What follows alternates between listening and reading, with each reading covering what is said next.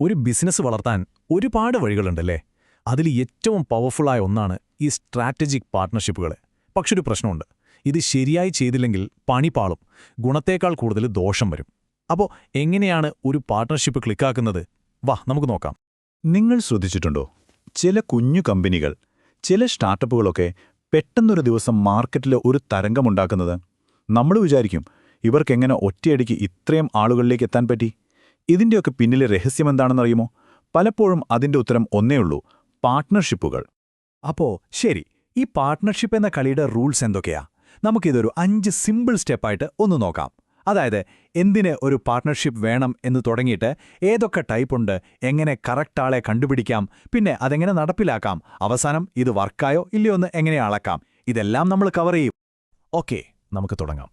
ഏറ്റവും ആദ്യം, ഏറ്റവും പ്രധാനപ്പെട്ട ചോദ്യം: എന്തിനാണ് നിങ്ങൾക്കൊരു പാർട്ട്ണർഷിപ്പ്? വെറുതെ ഒരാളുമായി കൂട്ടുചേരുന്നതിലല്ല കാര്യം. ലക്ഷ്യമെന്താണെന്ന് കൃത്യമായി അറിയുന്നതാണ് ഫസ്റ്റ് സ്റ്റെപ്പ്. വേറെ ഏതെങ്കിലും കമ്പനിയുമായിട്ട് കൈകോർക്കുന്നതിനെപ്പറ്റി ആലോചിക്കും മുൻപ് ഈ 2 ചോദ്യങ്ങൾ സ്വയം ചോദിക്കണം. ഒന്ന്, ഈ പാർട്ണർഷിപ്പ് കൊണ്ട് നമ്മൾ ശരിക്കും എന്താണ് നേടാൻ നോക്കുന്നത്? 2, ഇത് നമ്മുടെ മൊത്തത്തിലുള്ള ബിസിനസ് പ്ലാനിന്റെ ഭാഗമാണോ? ഈ ഒരു ക്ലാരിറ്റി ഇല്ലെങ്കിൽ പിന്നെ കണ്ണും പൂട്ടി വണ്ടി ഓടിക്കുന്ന പോലെയാവും കാര്യം. ഇതൊരു സിമ്പിൾ ഐഡിയ ആണ്, പക്ഷെ ഭയങ്കര പവർഫുള്ളാണ്. നിങ്ങളുടെ ലക്ഷ്യം എന്താണോ അതായിരിക്കും നിങ്ങളുടെ പാർട്ട്ണർ ആരാവണമെന്ന് തീരുമാനിക്കുന്നത്. ഉദാഹരണത്തിന്, നിങ്ങൾക്ക് പുതിയ കസ്റ്റമേഴ്സിനെയാണോ വേണ്ടത് എങ്കിൽ നിങ്ങൾ പോകേണ്ടത് ഒരു ഡിസ്ട്രിബ്യൂഷൻ പാർട്ട്ണറുടെ അടുത്തേക്കാണ്. അതല്ല, പുതിയൊരു ടെക്നോളജി ഉണ്ടാക്കാനാണോ പ്ലാൻ? അപ്പോൾ വേണ്ടത് ഒരു ടെക്നോളജി പാർട്ട്ണറെയാണ്. കണ്ടില്ലേ, ലക്ഷ്യം തെറ്റിയാൽ ആളെയും തെറ്റും. അത്രയുള്ളൂ. അപ്പോൾ ലക്ഷ്യം ക്ലിയറായി. ഇനി അടുത്ത ചോദ്യത്തിലേക്ക് കടക്കാം. ഏത് തരം പാർട്ട്ണർഷിപ്പാണ് നമുക്ക് വേണ്ടത്? ഇതൊരു ഹോട്ടലിലെ മെനു കാർഡ് പോലെയാണെന്ന് വിചാരിച്ചോ? ഓരോ ഐറ്റത്തിനും ഓരോ ടേസ്റ്റും ഓരോ ഉദ്ദേശ്യവുമുണ്ട്. നമുക്ക് വേണ്ടത് ഏതാണെന്ന് നോക്കി തിരഞ്ഞെടുക്കണം. ദാ നോക്കൂ, ഓപ്ഷനുകൾ ഇഷ്ടം പോലെയുണ്ട്. ഡിസ്ട്രിബ്യൂഷൻ, ടെക്നോളജി, കോ മാർക്കറ്റിംഗ്, ആ ലിസ്റ്റങ്ങ് നീണ്ടുപോകും. ഓരോന്നും ഓരോ പ്രത്യേക ആവശ്യങ്ങൾക്കാണ്.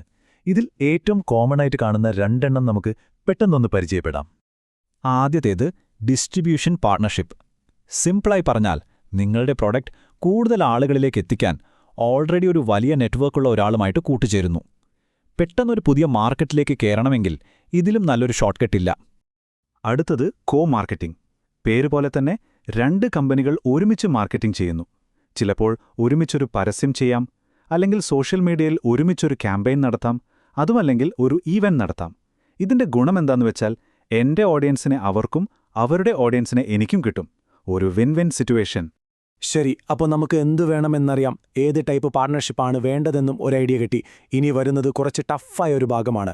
ആരെ തിരഞ്ഞെടുക്കും? ഇതാണ് $1 മില്യൺ ചോദ്യം. ഏതൊരു നല്ല ബന്ധവും പോലെ പാർട്ട്ണർഷിപ്പും ഒരു കൊടുക്കൽ വാങ്ങലാണ്. ഒരു 2 വേ സ്ട്രീറ്റ്. നിങ്ങൾ എപ്പോഴും ചിന്തിക്കണം, നമ്മൾ അവർക്ക് എന്തു വാല്യൂ ആണ് കൊടുക്കുന്നത്, തിരിച്ച് നമുക്കെന്ത് കിട്ടും? ഇത് രണ്ടും ബാലൻസ്ഡ് ആയിരിക്കണം, അല്ലെങ്കിൽ ആ ബന്ധം അധികകാലം ഓടില്ല. അപ്പോൾ ഒരു ഫൈനൽ തീരുമാനം എടുക്കുന്നതിന് മുൻപ് ഇതൊരു ചെക്ക് ലിസ്റ്റ് പോലെ മനസ്സിൽ വെച്ചോ. 1, നമ്മുടെയും അവരുടെയും ലക്ഷ്യങ്ങളൊന്നാണോ? 2, ഈ പാർട്ട്ണർഷിപ്പ് കൊണ്ട് മാർക്കറ്റിൽ എന്ത് ചാൻസാണുള്ളത്? 3, സാമ്പത്തികമായി 2 കൂട്ടർക്കും ഗുണമുണ്ടോ? പിന്നെ ഏറ്റവും പ്രധാനം, നമുക്കൊരുമിച്ച് വർക്ക് ചെയ്യാൻ പറ്റുമോ? നമ്മുടെ കൾച്ചറുകൾ തമ്മിൽ ചേരുമോ? ഇതെല്ലാം ആലോചിക്കണം. ഓക്കേ, അപ്പോൾ നമ്മൾ കറക്റ്റ് പാർട്ട്ണറെ കണ്ടെത്തി, ചെക്ക് ലിസ്റ്റൊക്കെ ടിക്ക് ചെയ്തു, എല്ലാം സെറ്റ്. ഇനി പണി തുടങ്ങാനുള്ള സമയമാണ്. ഈ നടപ്പിലാക്കുന്ന പ്രോസസ്സിനെ നമുക്കൊരു 4 ഫേസുകളായിട്ട് തിരിക്കാം. First phase, initiation. അതായത്, നമ്മൾ ഔദ്യോഗികമായി ഈ ബന്ധം തുടങ്ങുന്നു. പിന്നെ വരുന്നത് നെഗോസിയേഷനാണ്. ഇവിടെയാണ് എല്ലാ ടേംസ് ആൻഡ് കണ്ടീഷൻസും സംസാരിച്ചുറപ്പിക്കുന്നത്. മൂന്നാമത്തത് എക്സിക്യൂഷൻ. പ്ലാൻ ചെയ്ത കാര്യങ്ങൾ അങ്ങ് ചെയ്തു തുടങ്ങുന്നു. ലാസ്റ്റ്, പക്ഷെ വളരെ ഇമ്പോർട്ടൻ്റ് ആയ ഫേസ്, റിവ്യൂ. ഇടയ്ക്കിടയ്ക്കിരുന്ന് കാര്യങ്ങൾ നമ്മൾ വിചാരിച്ച പോലെയാണോ പോകുന്നതെന്ന് വിലയിരുത്തണം. ഒരു പാർട്ട്ണർഷിപ്പ് തുടങ്ങിവെച്ചാൽ മാത്രം പോരല്ലോ, അല്ലേ? അത് ശരിക്കും വർക്കാവുന്നുണ്ടോ, വിജയകരമാണോ എന്ന് നമ്മൾ എങ്ങനെ അറിയും? അവിടെയാണ് അളവുകളുടെ, അതായത് മെഷർമെന്റിന്റെ പ്രാധാന്യം. വിജയം നമുക്ക് പല രീതിയിൽ അളക്കാം. ഉദാഹരണത്തിന്, എത്ര പുതിയ ലീഡുകൾ കിട്ടി, നമ്മുടെ മാർക്കറ്റ് റീച്ച് എത്ര ശതമാനം കൂടി, ആളുകൾക്കിടയിൽ നമ്മുടെ ബ്രാൻഡിനെക്കുറിച്ചുള്ള അറിവ് കൂടിയോ, പിന്നെ ഏറ്റവും അവസാനം നമ്മൾ മുടക്കിയ പണത്തിന് തക്കതായ ഒരു റിട്ടേൺ കിട്ടിയോ, അതായത് ROI. ഈ നമ്പറുകളാണ് നമുക്ക് കറക്റ്റ് ചിത്രം തരുന്നത്. ഇതിലെ ഒരു പ്രധാനപ്പെട്ട മെട്രിക്കാണ് മാർക്കറ്റ് റീച്ചിലെ വളർച്ച. സിമ്പിളായി പറഞ്ഞാൽ, ഈ പാർട്ട്ണർഷിപ്പിന് മുൻപ് നമ്മൾ എത്ര പേരിലേക്കാണ് തീരുന്നത്, അതിനുശേഷം എത്ര പേരിലേക്ക് എത്താൻ പറ്റി, ആ ഒരു ശതമാനക്കണക്ക് അതാണ് നിങ്ങളുടെ വളർച്ചയുടെ ഈ ഒരു യഥാർത്ഥ അളവുകോല്.